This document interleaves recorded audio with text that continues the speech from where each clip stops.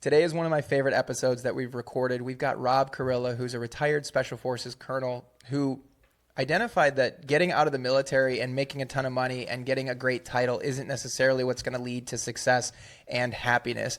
So what he did is he aligned himself with people who were like-minded. Now he's helping everybody from young staff sergeants and captains all the way up to colonels and sergeants major find what their transition is going to look like. And he also runs a private equity company with a Spanish degree. We'll get into that. Thanks for joining us. Most people you talk to when transitioning out of the military have never actually transitioned out themselves. You're probably getting a bunch of opinions from people who plan on staying in until retirement and have no idea how to actually show empathy for your situation. This podcast is about providing fresh perspectives and a front row seat for conversations with successful veterans doing big things after leaving the military.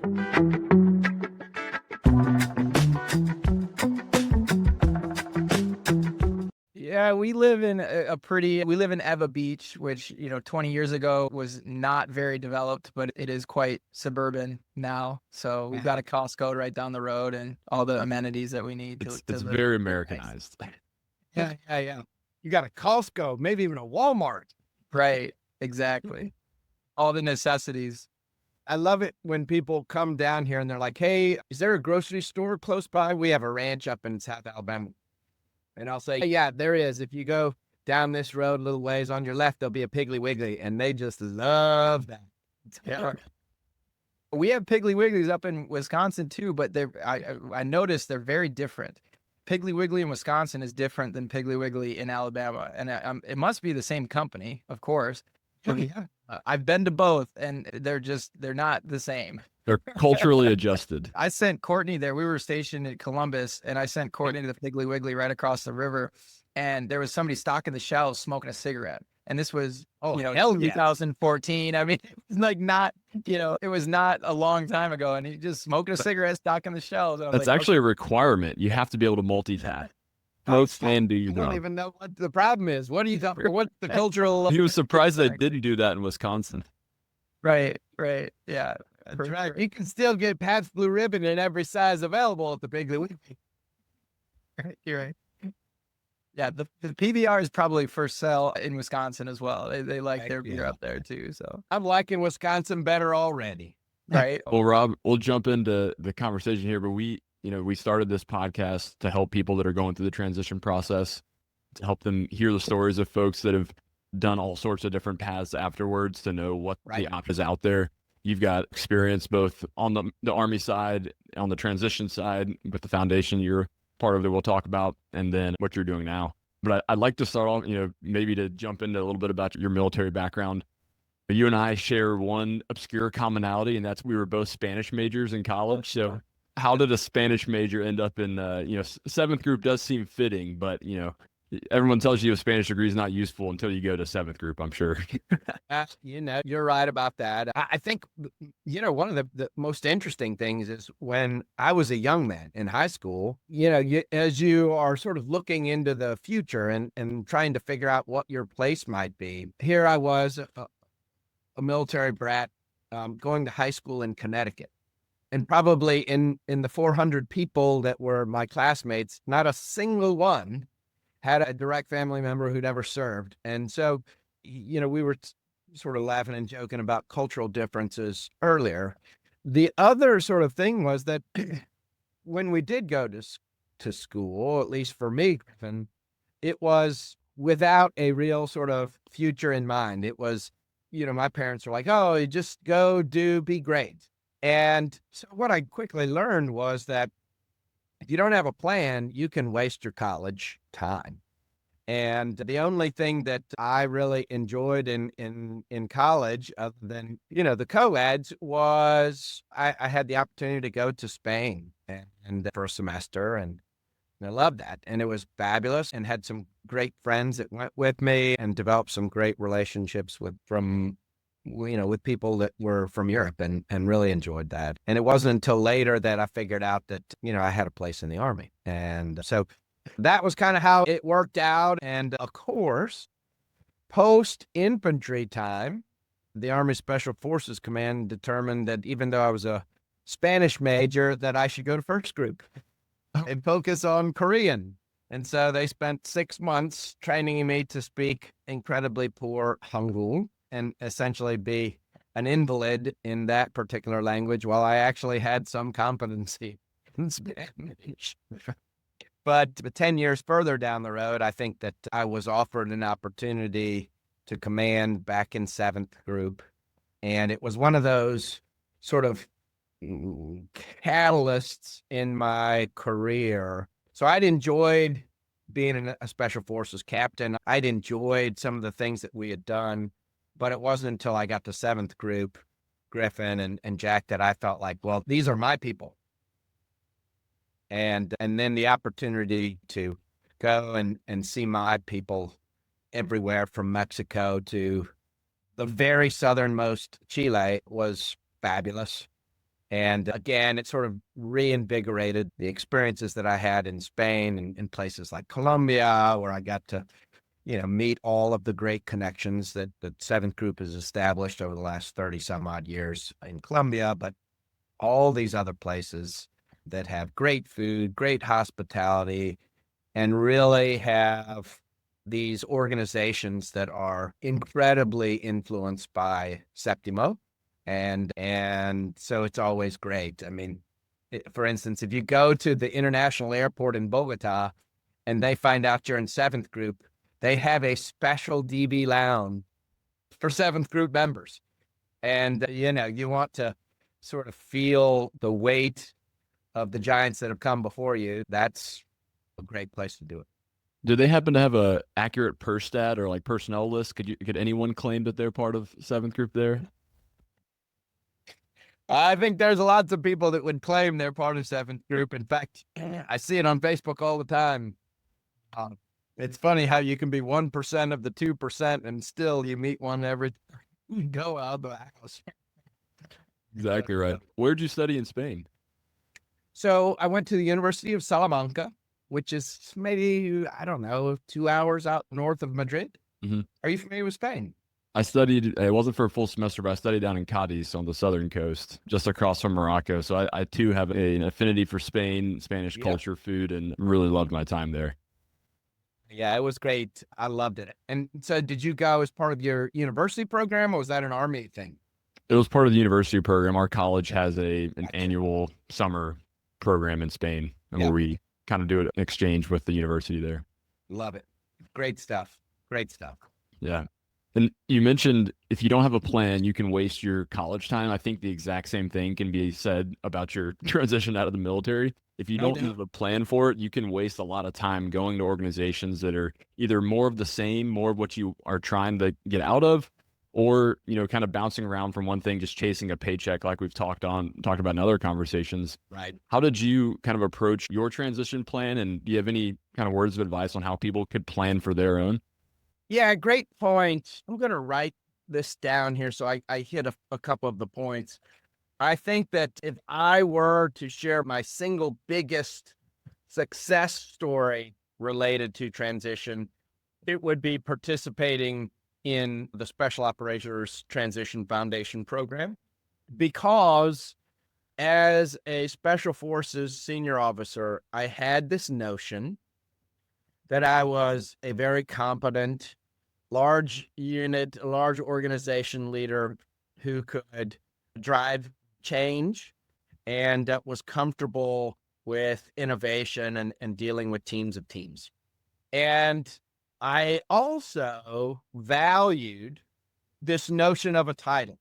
And I'm being very sort of transparent with you guys. I had attached an overimportance of titles to self-worth. And so I needed to have a title, right? So I chose, I had lots of opportunities, but the one that I chose was to be the COO of a technology and innovation company in Fort Walton Beach. And I was validated by several of the board members who approached me and really encouraged me to take the job. And my selection criteria was simply, how often can I, sleep at home, and how much money am I going to make? And didn't really go much further than that. And it wasn't until 6 months in where I realized that these people that I'm working with are great Americans and probably great people, but they're not my people. And, engineers and developers think about life and have a sort of life perspective and a general life narrative that is very different from a special operators. And so what I came to realize on the positive side was business is fun. Business makes sense. If you can wait for the opportunity and be prepared when it comes and move quickly on an opportunity, then you can be very successful, especially if you're able to build relationships with potential customers. So was thrilled with that. We grew a company from 3 million to somewhere around 19 million in, a little bit more than a year. And that was an incredible sort of experience. But what I also realized is that if you are working in an environment where the culture is different than what makes you comfortable, then it can be very frustrating. And so we sort of moved on from that opportunity. And I learned that, having a cool office and a title maybe wasn't all that great. I did value being able to be home. That was great. And, it was certainly nice to make a little bit of money. That was pretty cool. I enjoyed that. And it enabled me, more importantly, to do things that I hadn't been able to do. So I really valued that. But if I were to be talking with someone that listens to your podcast, someone, a soldier, a sailor, a Marine that's, transitioning out and how to think about that, the rubric that I used in my second employment opportunity as the executive director and then the CEO of SOTF was to create a bulletized but detailed ideal life picture. And so I'm looking at mine, it's on the door right there. It's been hanging there for 8 years. And for me, I broke it down into how would I measure, what does an ideal life look like, irrespective of time? So I then said, okay, what would an ideal life look like in a spiritual situation? What would it look like from a marriage situation? What does it look like from a financial perspective? What does it look like from a physical perspective? And if one is able to say, this is how I see an ideal life. I get to spend every weekend with my family. And from a financial perspective, I'm earning enough that when I can spend time with my family, I don't have to scrape. I don't have to worry about, buying a business class seat on an airplane, versus trying to find the biggest deal next to the bathroom, on a cut rate airline in order to go on a vacation. That might be a thing for me, right? And what I used to sort of talk with all of our fellows was that no one gets to grade you anymore, right? There is no RTEP for life success. And by RTEP, that's an old Army term. I don't even know if they use it anymore, but it was essentially a grading sheet that everyone had, from fire team leader all the way up through brigade commander, that said, if you execute 7 out of 10 of these tasks at a certain level, then you're good to go. You're successful. There is no sort of life rubric unless you create one. And so what we tried to do was to encourage our folks to really think about that. What does an ideal life look like? Because if we are able to define that, then as opportunities come in, and this speaks to another facet of your conversation, Griffin, and that was, sooner or later, opportunities are going to come. And your ability to discern the difference between a real opportunity and a distraction is critical, I think, to being able to move consistently towards success or an ideal life for you. And so one of the things that I would discourage is talking to your buddies and they say, well, Jack lives in Hawaii and he's living a great life. I'm like, Jack, I'm going to move to Hawaii and I'm going to pursue the same thing that Jack does. Because what happens is when you take the uniform and you take the Army culture away, then what you realize is that you might still be friends with Jack, but all those sort of connections that you thought we're very similar on, they start to not necessarily dissolve, but they take on new aspects. And you might say, well, love Jack, but actually Jack values a particular type of atmosphere more than I do. And so while I wish Jack nothing but the best, I, Griffin, am going to be pursuing this opportunity in Utah because it gets me closer to my ideal life. And I think that's one of the things that, and believe me, I did the same thing. So I'm guilty as charged. I'm not sort of pointing my finger out there. I'm trying to share some of the lessons I learned. And, as a colonel in Special Forces, you attach some things to yourself that once you take the uniform off and you move on down the road, you might come to realize those weren't intrinsic values. Those were sort of acquired values. And so the ability to discern the difference, everyone will. The idea would be to do that before you become 75 years old. And so that's a long-winded way of answering, Griffin, but hopefully that there might have been something in there for your listeners. I'll tell you, that was the definition of wisdom, in my opinion. I mean, like, that's exactly what we're trying to get across to these people. And everything you said, I think, spoke really closely to what I'm currently dealing with, when I think a lot of transitioning service members are dealing with. I mean, there's so many pearls that big takeaways that I want to hit out of what you just said. I think it speaks to the true nature of what you said because it's based on your experience, right? It's not like you just did it and you mentioned that you kind of made a mistake and aligned yourself with a group that you didn't see eye to eye with at the first moment.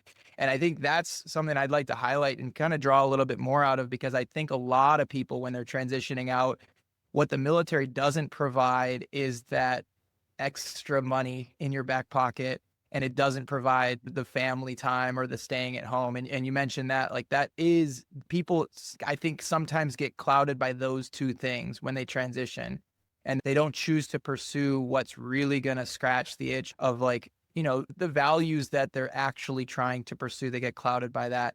Oh man, the other thing you said with just alignment of values, when you're in the military, everybody chooses to occupy these values, the Army values, whatever values that Right. organization you're in. And that's great. That's a phenomenal thing about the military, I think. But when you do get out, you get to pick and choose which values you prioritize highest. And I've seen that firsthand just with transitioning out, just being able to focus on the things that I want to focus on have been an incredible benefit, of course, but you have to be true about what those values are. And I think what you said was phenomenal. I thought that was great advice. Jack, I saw a note from a guy that I don't know, but he had written this note to a large group of Special Forces veterans. And he said, you remember back when we were young and they would ask us to take group pictures when we were jumping out of airplanes or doing all these crazy things, and no one ever wanted to stop what they were doing and take pictures. And he said, I'm 60 something now. I would kill for those pictures, but they don't exist. And, it's one of those things where, in my mind, the time that I spent with the United States Army was great. But the time that I spent with American soldiers was the thing that I will remember and value the most. And one of the things that I will share, again, I think there's some value in this, but our guys need to be reminded, as adults who have left the service, we no longer have friends that we're going to go do PT with every morning. There is no forcing function like a chow hall or a dining in, or even the crappy things like formations and, you know, haircut inspections. All that stuff is wrong. You really need to be proactive to retain your friends from the service, but the same thing applies. I think that one of my biggest lessons I've learned since I've gotten out is the importance of building relationships with people, irrespective of their ability to do something nice for you or good for you. In fact, that's one of the things that we talk to our guys that are getting out, and we say, hey, be a networker, go do networking functions. And it's always, I used to host these networking events, and there was a couple of sort of standard practices. The three Army guys that would go stand by each other and not talk to anyone, right? And maybe overserve themselves. That's one, right? Or the other one that just goes from, around the room and is trying to find something that each person can do for them. And then there's the really emotionally intelligent person who goes around the room, spends time, makes good eye contact, and tries to be helpful or of value to the people in the room rather than focusing on themselves. And that's the seventh group guy? Well, I mean, yeah, ideally, right? But, as a seventh group guy who sort of struggled with that and didn't really understand exactly what was meant, that was where SOTF was so great for me. I mean, when I was going through, we were assigned a private sector mentor, and my private sector mentor was an investment banker who was charming. I mean, he was charming. He could make anyone in the room feel comfortable and feel important, regardless of whether they were the homeless guy or, the former president of Djibouti, right? Anything in between, he could walk into the room and feel, and when he left, everyone would be like, oh, that was one of the most important people I met. He was really great. And that guy, he was a real important part of my transition. And I've stayed in touch with him. And now he's one of my partners in a couple of our businesses. And he is a guy, he's a CFO of a Fortune 100 company. And yet, if I texted him right now and said, hey, check it out, I'm on a podcast, give it a listen, he would probably walk out of his meeting and give it a listen. He's that sort of person. And he's never about, well, what's good for me out of this, right? And so if we can emulate, he gave me a great person to emulate, to be like, and try to be someone that can give 51%, right? Give 51%. Never take more than 49. I think that's the key to networking, right? Really and truly. How can you help other people be successful? Because if you can, I think both from a scientific psychology perspective, as well as just a human nature perspective, people are going to want to be helpful to you. And, we could all do better when we're all trying to help one another. Right. Giving with no expectation of return. I think that's your competition, Gary Vaynerchuk or something. Right. You're in competition with him, but we're neck and neck. You guys are right. But he says that stuff. And, look, he's almost as successful as you guys. So he's doing something right. That's right.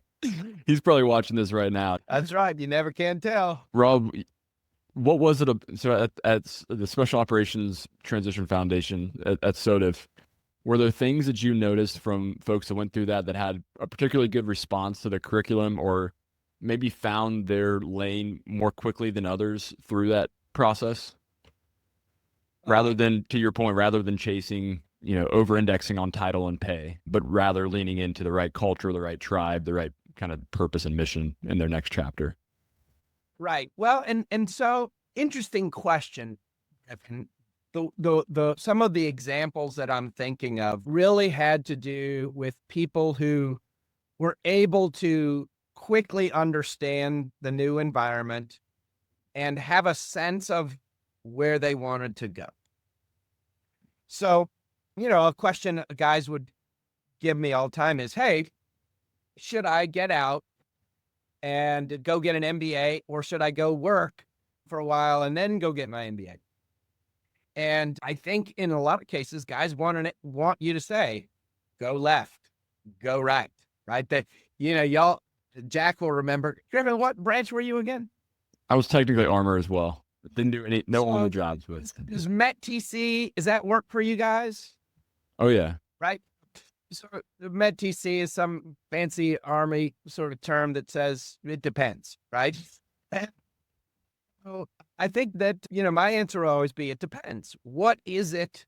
What is your ideal life? What is your end state? How would you define your end state? Because if you don't know where you're going, you don't know when you get there, right? And so, for me, rather than walking up to an arrow sticking into a target and then drawing the circle around the arrow, I'd like to sort of do it the other way around, right? And know what I'm shooting at and try to be as close as possible as I can to that. And so I think if you are able to really have a deliberate thought process where you can be honest with yourself, and maybe it's praying and seeking guidance from God, or maybe it is meditation for different folks, but having a real sort of honest approach to what it is you want, and then taking steps in that direction, right? And being true to yourself. And don't lose faith, right? I mean, here I am running a private equity firm with a Spanish degree, right? And so anything's possible, but you have to take proactive steps. And when opportunity comes, you have to see it and take it. And, don't be afraid. I mean, that's a tough thing to say because culturally, warriors are told time after time, you guys are incredible risk-taking people who have these great problem-solving skills. Awesome. That works great in the private sector, but you got to bet on yourself. No one's going to take you by the hand and show you the way. So you've got to take those steps. You've got to bet on yourself, and you've got to understand that, hey, if I misstep, no one's going to catch me. I've got to catch myself and reevaluate and sort of get with people that I value and try to understand how you can be of value. And so I know I didn't directly answer your question. Yeah, no, that's very helpful. I love your reference to METTC. I hadn't thought of that in a long time. And for anyone listening out there who's like, what is this? What is METTC? It's an Army acronym that's often way overused. It's, for one, it's a cop out, but two, it's the ultimate. It depends, as you mentioned, Rob. It stands for, let me see if I can remember here. Jack will correct me. On the spot. Mission, enemy, troops, terrain, time, and civilian consideration. So it basically just is all the variables that affect a mission or planning. And so a lot of people like to say, well, it depends, METTC dependent. It depends on all the variables that affect the mission. And to your point, Rob, there's a lot of variables that affect a person's individual life and what decision is right for them. Living in Hawaii for me, not the best decision. Living in Hawaii for Jack and his family, phenomenal decision. It's just, again, it's METTC dependent for what works for you, your value system. And I love the way that you linked it back to your blueprint, kind of your life blueprint. All of these things have been really deliberately thought and planned out so that you can link back decisions to that decision-making matrix that you laid out in advance. And of course, it's not like a set in stone. It's a fluid document you can update over time as you further inform what that season after the military looks like. I think, Griffin, you can also, what I've also used it to do is to identify sort of dilemmas. Mm-hmm. Right? So often guys will get out and they'll say, hey, I've been underpaid and away from my family for so long. I want to make some money now and I want to be home. And they'll say, I'll say, well, okay, well, what does that mean? What does make some money mean? And they might say, well, I want to make $200,000 in compensation package, and I want to be home, right? I want to coach little Johnny's soccer team. I want to be a small group leader at my church. I want to be there for my wife, whatever, right? I mean, these are all things that I would hear pretty routinely. And I'd say, great. What we have here is a dilemma. When you are talking about a compensation package of $200,000, in my world, we have developed a ratio that we use to look at how we pay people. We compensate people based on the value they're able to generate, not what a similar title is making in the XYZ company. But again, culturally, we all know that an E5 in the 82nd Airborne Division makes the same amount of money as an E5 in any other unit in the Army, regardless of, his sort of competencies or whatever. He might make $110 to jump out of an airplane. I mean, more importantly, he gets to wear a little red hat, right? That's the value that he is able to generate there. But when you think about that in the private sector and you say, hey, I want to be home, I want this, I want that, understand there aren't that many opportunities out there where you're going to be compensated at this very high level for this very low value. And if you're not there, you can't provide value. And so I think that in some cases, this rubric allows us the opportunity to put things on paper and identify some places where we might need to gather more information, right? And maybe we need to say, well, I don't need to be a small group leader at church and coach little Johnny and little Jenny. Maybe I just do small group leader and then I'm an assistant coach for little Johnny. I think that those are sort of valuable conversations to a lot of our people. Not all, clearly. I mean, there are those unicorn jobs out there. And look, plenty of guys get them. But I think for the majority, it's worth writing down so that you can have a realistic expectation. Because again, it allows you to make decisions. Hey, what's more important? If you're in a dark room and it's just you, is it more important that you're making $200,000 and all the things that come from that? Or is it more important for you to coach little Johnny? Because those, again, we talked about being truthful with yourself. Mm-hmm. In the Army, or at least in Septimo, we really told our people they were special and that they had great interpersonal skills, they could solve problems, and that they were brave. And it was really incredible to see that manifest on the battlefield. And it did. But there's no one that's sort of messaging that to you when you take off the uniform.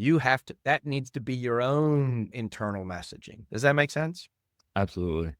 Yeah. And being truthful to yourself, I think it applies to anybody getting out, but if you're retiring after 30 years, I think that there's a level of achievement that you've already attained that it's kind of like, of course, you might want to go up even further beyond that, but it also speaks to people who maybe have 7 years in the military.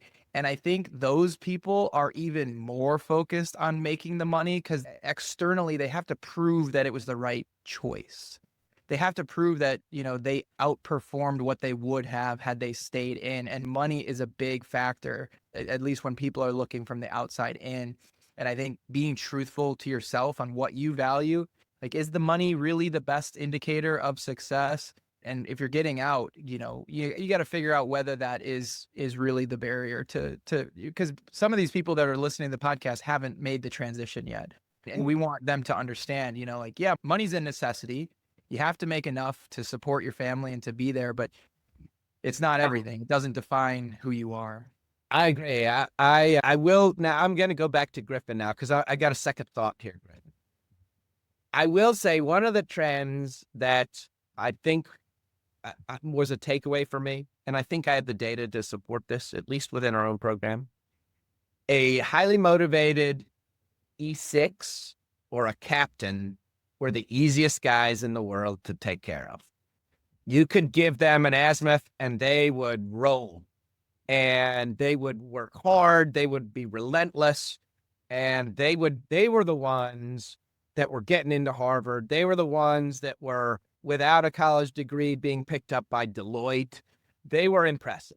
And again, I'm speaking in the general, not each individual, right? Certainly not universally so. But I think some of the hard ones were the sergeant majors and the general officers and the colonels that we dealt with, who would say to themselves, to Jack's point, hey, I've been very successful. I don't need to, they would outwardly broadcast, I don't need to whatever. But in the dark room by themselves, their self-identity was, I'm a make it happen guy. And so how do they achieve the same amount of urgency and hunger that a captain or an E6, a 28-year-old, Right. Out with a cute little wife and maybe a cute little baby? How do they achieve the same urgency as that guy? It's hard. It's really hard. And I think it's also, an intellectual challenge, an ego challenge for them when someone that's 20 years younger than them who owns the company says, and what would you do for me exactly? I was going to hit on that same thing. I think that the ego part is really difficult to overcome. A captain or staff sergeant might eagerly take a low-level sales job and just hustle their way and quickly climb the ranks, but taking that initial almost step back or perceived step back, and back to your point on over-indexing for title, a battalion, brigade, or even division commander or sergeant major is probably going to balk at that perceived lower level position coming out, and then subsequently not be on the fast trajectory to promote from there. Again, it speaks to being able to be honest with yourself. I think that someone that's in their mid to late 40s has 25 years of seeing life a certain way and being very successful. Right? You don't get to be an E9 because you're, slow. But all of a sudden, the values and the things that you are very good at are not valued in the same way that they were before. And so then it becomes, how intellectually flexible or agile are you? And how important is that? Right? I mean, ultimately, I had a 3-star that we mentored through our program, and he was the highest ranking guy that ever come through. And his challenge was and he wanted to be in the private sector. He didn't want to be sort of a consultant to the defense industry. And God bless him, right? And he was motivated. And it took a while for us to help him find his people, and people that agreed that his value was the same as what he thought his value was. But when he did, he knew it. He knew it right away. And I can remember he went to a cocktail party we sent him to, and very soon after he texted, and he's like, these are my people.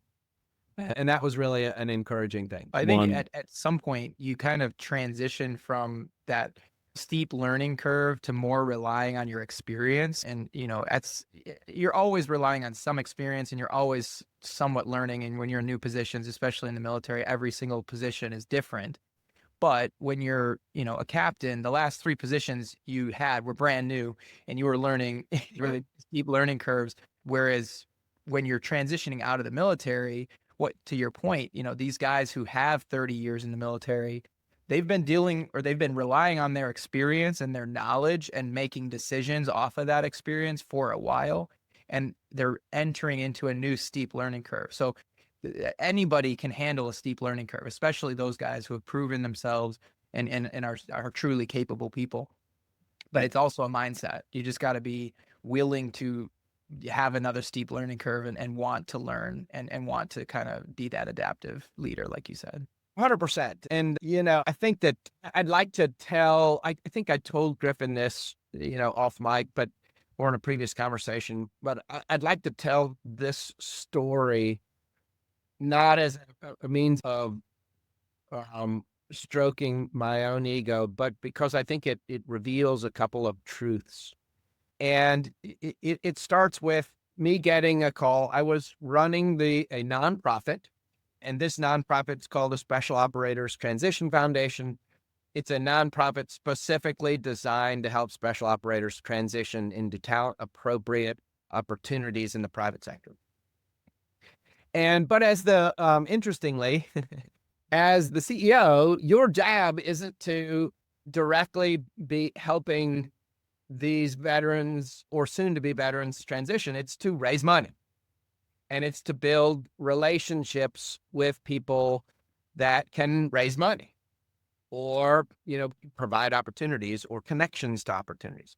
And so I was flying up to Detroit, where we have a great group of Americans who have wrapped their arms around SOTF, like in a bunch of other cities. But the Detroit Athletic Club has been really special to SOTF. And so I was flying up there, and a donor calls me and says, "Hey, what are you doing tonight?" And I said, "Oh, I'm going to Dallas. We're fixing to take off." And he said, "Oh, I know that. I want you to meet somebody in Detroit tonight." And I said, "Oh, that's great. Tell me who it is." He said, "No, I'm not going to tell you who it is. When you get to the Detroit Athletic Club, the staff will help you make that introduction." I said, "Okay, well, look, I respect you. And while I don't typically like to just roll into meetings not knowing who or what, I've been ambushed before." and clearly I said, look, I'm sort of a knucklehead. I've had my ass chewed by some of the best in the business. So if this is that, okay, I'm willing to do it, because I'm going up there anyway, and I'm going to raise some money for our guys." And he said, "No, it's not exactly like that." I said, "Oh, that's not reassuring." But anyway, fly up to Detroit, walk in. The Detroit Athletic Club is this really fancy place. And sure enough, young man comes up and says, "Sir, if you'll follow me." And I can remember it was Christmas time, because we walked around a Christmas tree that's as big as my house. And on the backside, right out of a central casting, there's this old gentleman sitting there with, I don't know, maybe it was a bourbon or something, a drink. And he said, "Robert, I've been waiting for you to sit down." "Yes, sir." Right? "No problem. I know that language. I could sit down." And he introduced himself, and he said, "Look, so-and-so asked me to come and talk to you. I'm happy to do that. I've got an event of my own here at the Detroit Athletic Club. I'm raising money for President Bush's library, but I've got time for you." And okay, so truth number one, even those kind of whales have time to help some dumb veteran like me, right? And made time to do it. So I said, "Okay, great. I'll sit down." And he said, "Look, I think he said I was the second Black cadet to go to West Point from my state. I went into the infantry. I was awarded the CIB, a couple of Purple Hearts, the Silver Star. I was General Westmoreland's aide-de-camp. Everything was going great for me. I was a battalion commander. Everything was going great for me. And then the Army made a mistake." And he said they offered me the opportunity to go to Wharton instead of the War College. And so he did. He said, "You know what? I'm going to go to Wharton. Never heard of that place, but, I'll try it." And so he got his MBA from Wharton. And what he said is, he said, "Robert, I realized then that I liked the Army, but I love business." And so he said, after that, I left the Army on my, as soon as I hit 20 years, and I became a mid-level executive with General Motors. They had a program for Army officers or of a certain type to be a mid-level manager. And he said, I was managing a particular program within General Motors. And one day, this is a long story, but it's good, believe me. He said, one day, one of my vendors comes in and says, "Hey, you're going to have to get your widget from somewhere else. Me and my old lady, we're moving to the villages in Florida." Right? That's what we're doing. And he said, "Well, great, Mr. Smith, Mr. Jones, I'll just buy the widgets from whoever bought your company." And the guy said, "Well, that's it. I can't find anyone to buy my company." Okay. This is the second truth. When opportunity shows up at your door, answer it. So here's what he did. He said, I'd like to buy your company. Will you sell it to me? And he said, sure, I will. You've been good to me. And he said, great. I don't have any money. And the gentleman said, you know what? The business is doing well.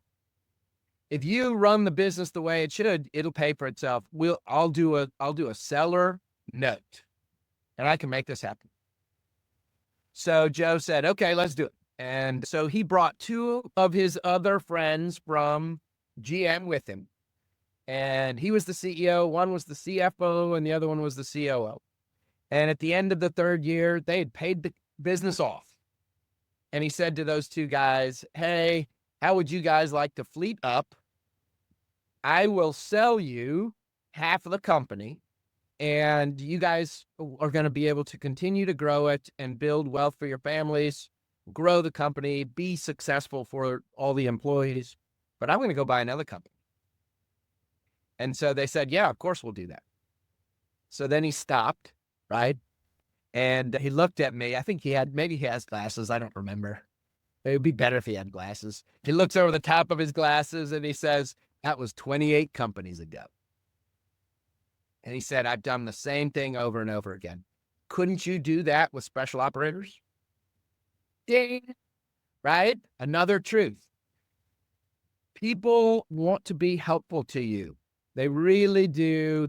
People are great, but you have to meet them where they're at. And he said, okay, so that's that's the first thing I want to share with you. The second thing I wanted to share with you is when you're meeting with people and they ask you what you're going to do next, you have failed over and over again. I've heard that you have failed to understand what they're asking. And I said, well, sir, you got to understand when you're raising money for a nonprofit, you got to keep people on task and focused. Otherwise, you'll put 2 hours into a conversation and never get a check. And at the end of the day, our program doesn't work without donation.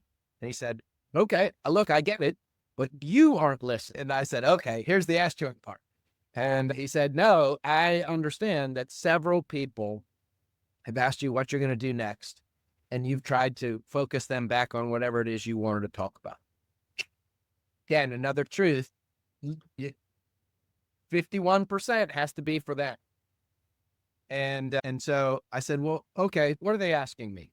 And he said, what they're asking you is, when you do something next, can they be your partner?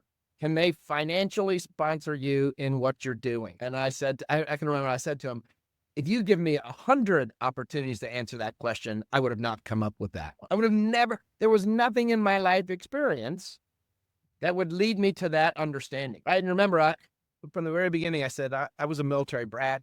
My father didn't know about business. He never owned a business. He was not an investor. Those are not sort of life experiences that I had ever had.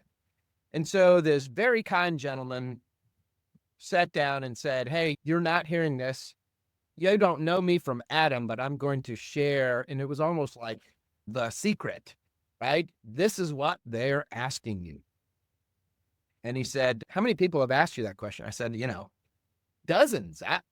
They ask me it all the time. And I just, I figure they have ADHD. And he said something like, you're a dumbass, right? But he said, tomorrow when you fly home, I want you to remember as many of them as you can, make a list.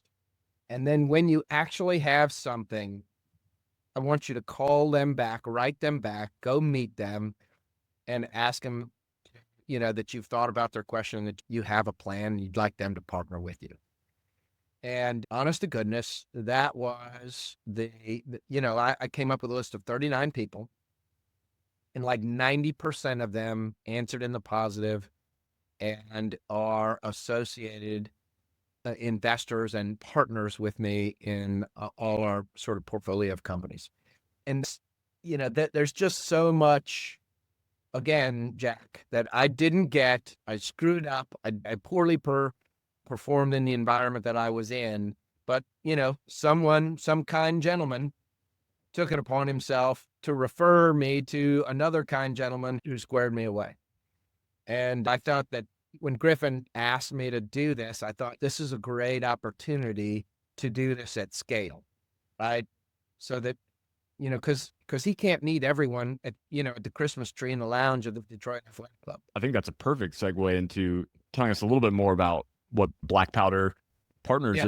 is doing. And, I know there's multiple pieces to that business, but would love to kind of a high level overview of what you're doing now. Right. So it's all based on, again, very similar, but BlackPowder Partners and BlackPowder Holdings are the two entities that look for and source and acquire small businesses throughout the Sun Belt of America, and then put former veterans in charge of them with the expectation that they will double or triple the company in a 5-year time span. And so we've been very fortunate so far, and we've been able to place Green Berets and warrant officers and NCO and sergeant majors and officers in our companies that we've acquired, and they have surpassed all expectation. And I was meeting with an investor today and saying, hey, we're fixing to make a distribution. You trusted us 2.5 years ago with something that was valuable to you. And, we're 2.5 years ahead of our projection. So we're going to, make this pretty sizable distribution back to you guys in March. And that's a really affirming conversation. And it's all, and again, it's not based on me, right? I'm not doing it. It's these guys that are out there doing it day in, day out, growing revenue, building processes that help people sort of be more productive. It's just really great when we see it. Yeah, that's phenomenal. Is that reasonable, Griffin? I mean, is that understandable or? Yeah, absolutely. One question we ask, it's a 2-part question we ask every guest is one ask and one give. One way that people listening to this could provide value or help you. And then, one thing that you could offer. I mean, you've already offered tons of amazing advice, but we can start with the ask. I mean, if it's BlackPowder related, I mean, it would be. Well, so we're always looking for service businesses. If you were to draw a line from Phoenix to Washington, D.C., across the map, we're all Army guys. We like maps. Everything that's to the south of that line is where we're interested, right? Because that's where the predominance of bases are. A lot of our guys end up marrying girls that are local to a particular area. And even more of them have made these sort of agreements. Hey, when we're done, we'll be close to your mom and daddy. So those are, and oh, by the way, those states are very veteran friendly. Texas, Florida North Carolina being some outstanding veteran friendly states. I think they also have good, Hawaii is south of that line as well. Correct. Depends on the map, but it's, they also have governments whose sort of policies encourage small business and whose sort of labor force is a good fit for our folks. And so that's where we're primarily looking. We're looking for companies that are in the construction, development, repair, and maintenance sort of ranges. And we want, we're looking for companies between $1 and $5 million of net income. So, that's what we're looking for. If any of your listeners have ideas, then certainly we'd love to get those. And we do have a referral fee that we're more than willing to extend if we end up acquiring a business.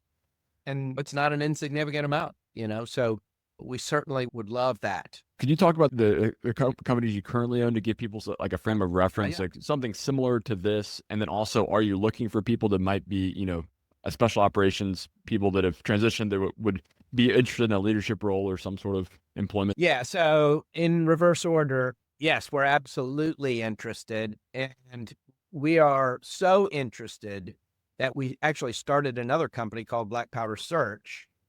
And we are essentially acting as the interconnective tissue between veterans like that and other private equity firms that are always looking for competent operating partners. Right now, the majority of them go to MBA producing colleges and interview people. And there's some great folks there, don't get me wrong, but they haven't been tested, and they haven't necessarily been able to, or they can't necessarily demonstrate a long cycle of proven successes in different environments, right? Hey, I succeeded in the 82nd Airborne Division as a fire team leader, squad leader, platoon sergeant. I also succeeded in, the Kunar Valley as a, well, whatever. And oh, by the way, I've been working these last 3 years at Deloitte, and I've been promoted 3 times ahead of my peers. And now I have an MBA. Oh, that's slightly different than a 26-year-old MBA guy who, graduated undergrad at Harvard and then rolled straight into MBA. It's just materially a different candidate. And we feel like a veteran who's been an NCO, has been a junior officer, really has a refined ability to interact between different types of people from different cultures and build them together to accomplish something. That's in our business, that's what we do all the time. And these guys really do well. That I sometimes meet with the chaplain or not the chaplain, the minister at our church. And he says, hey, when you go to seminary and learn to become a priest or a pastor or a minister, there's a lot of education and training on, the theology.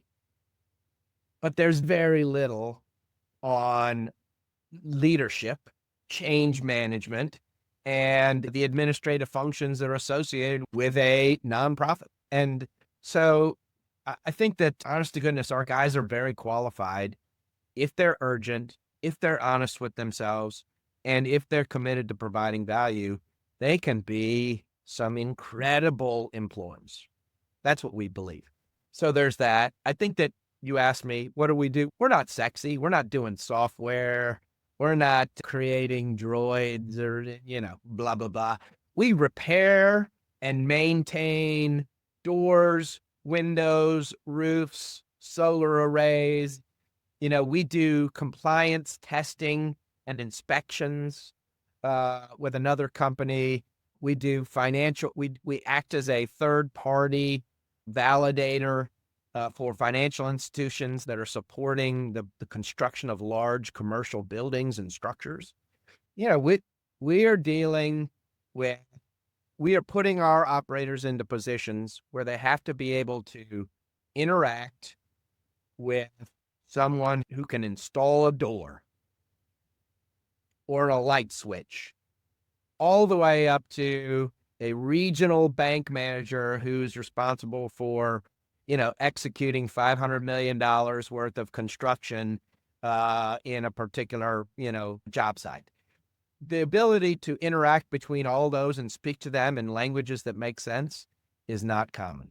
And so we found that's a great niche for us. And we're not competing with the super sharks from the Silicon Valley that are super smart and, are capable of sitting down behind a computer and making it happen, right? There's no Elon Musk in the door and window business, but it's an area that we feel like is a great fit for our guys, and they are able to use the skills that they have and learn new ones. And so it's just a really great fit for us. And speaking of the skills, one thing that we talk about a lot is learning the hard skills. You have a lot of soft skills from being in the military, leadership, Right. Communication, ability to influence people to make decisions, but there's some of those hard skills, i.e. finance and all kinds of things that don't necessarily translate from your military time that obviously you've been able to pick up. You mentioned being a Spanish major, now running a private equity firm. Can you talk just briefly about, the hard skills you've developed, how people should think about developing those hard skills as they get out? And of course, a lot of it's just on the job training, but how to go about developing those skills that are more tangible and maybe more coveted in some of the private sector. Right. So clearly business is about this idea of creating value by providing a service or a product to someone so that they can create value. It's all about creating value. And how do you measure the value capture? Well, many people do it in terms of dollars and cents. And we are a capital country, and we are at the epicenter of capitalism in the world. And so if you want to participate, you have to have the vocabulary and an understanding of the concepts that are associated with finance. That doesn't mean that you have to go to Harvard and get an MBA, but it also means, again, no one's holding your hand. And when you sort of set out to do private equity, it's a very real obligation that if you're going to invest other people's money as a fiduciary, you are responsible. So how much of a risk is it to not know what you're doing? It's a huge risk. And so you've got to learn those things and, certainly, or have people that know how to do it and hire them. So I think that identifying the skills and then committing to doing it. Again, I keep going back to, it just seems to me that so much success is just associated with taking one step and then leaning forward a little bit and taking another one and then leaning forward a little bit and taking another one. And, if you stub your toe, don't back up. Keep going, right? It'll wear off. And so, there's a million ways to learn. For me, I sort of committed early on. You know how in the Army, PT is every morning before, you PT first, then you shower, you shave, you get your uniform on, you go grab chow, and then you're on to work, right? Every single day, more or less, for 27 years. And so I basically constructed a similar thing where wake up, grab the dogs, go to PT, come back, do a 10-minute Bible study assisted by YouTube, followed by a 10-minute educational experience assisted by YouTube. But if you do that every day for 3 years, all of a sudden, even for dense people like me, things start to, sort of sink in. And if you say, hey, in Q1, I'm really going to focus the majority of my internal learning. I'm a lifelong learner, right? That's the one thing we say in the Army. But what does that really mean? For me, it means watching a 10-minute educational piece on accounting or leverage buyouts or syndication or different business structures or tax strategies, whatever. It's out there, and there are great people that put out information just like you and Jack. You're doing this as a way to put information into the world. And, I think that if you take proactive steps, then over time, you can run a marathon and you can start a private equity fund and surround yourself with smarter people than you. I mean, Absolutely. right. That's my big key, right? Without sort of, without breaking my arm to pat myself on the back, really, I've got smarter partners than me, and we've been fortunate to hire great people. 100%. Well, Rob, this has been a fantastic conversation. I just want to really quickly touch back for those that have been patient enough to listen with us throughout this amazing conversation. The discerning between opportunity and distraction is something that's so important and something that we've talked about with a lot of people. And it's way easier said than done, but it's something that will save all kinds of mental trauma, will save time, will save maybe even stress on family and other things. And all that goes back to having a blueprint, like you talked about, having my wife and I leverage a vivid vision, which we've been doing since before COVID, where you vividly describe out, just write out as if it's almost a newspaper article what your life will look like. You talk about the what, not the how you're going to get there. Talk about that vision and really lean into that, and that helps you make those decisions. When you come to a fork in the road, you can reference back to that foundation of the blueprint, and the decision all of a sudden is clear. It's made for you because you put the time and laid that foundation in advance. 100%. So I love all that you're saying, Rob. Thanks again for taking the time to do this. If you have any last parting thoughts or comments for someone, say there's someone listening to this who's made the decision they're going to get out of the military, what would you say to them? How would you coach them as they start taking this next step into the next chapter? So my suggestion would be find an entity or entities that exist to help you go through this process. It's not the Army's responsibility. The Army's responsibility is to train you to fight and win our nation's wars. Okay, this is my opinion. It's not to help you transition and be a great citizen. But there are great organizations out there that it is their mission and it is their purpose. And great Americans donate so that they can be successful.